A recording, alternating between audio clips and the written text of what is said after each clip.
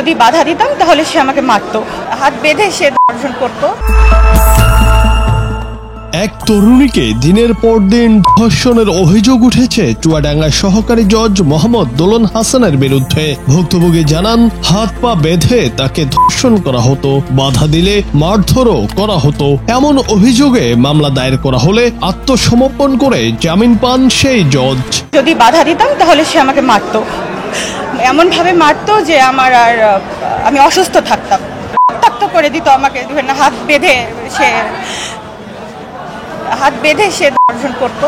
ঢাকার metropolitan magistrate Nazmin আক্তারের আদালতে দোলন হাসান আত্মসমর্পণ করে জামিনের আবেদন করেন। পরে দুপক্ষের আইনজীবীরা শুনানি করেন।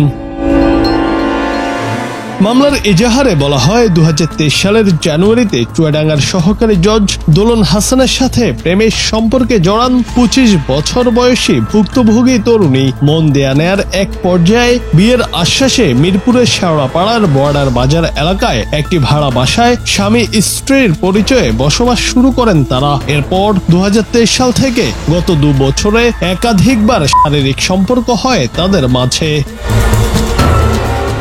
পরে বিয়ের জন্য চাপ দিলে চলতি বছরের 12 এপ্রিল থেকে তরুণীর সাথে যোগাযোগ বিচ্ছিন্ন করে বিচারক দোলন। কোনোভাবেই যোগাযোগ করতে না পেরে ঢাকার নারী ও শিশু নির্যাতন দমন ট্রাইব্যুনাল 8-এর দ্বারস্থ হন ভুক্তভোগী তরুণী। পরে মামলার এজাহার হিসেবে গণ্য করে মামলা গ্রহণ করেন আদালত।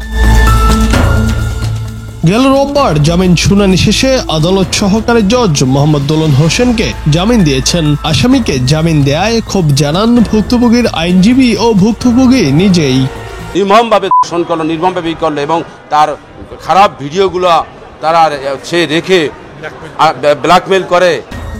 News desk, Bangla TV.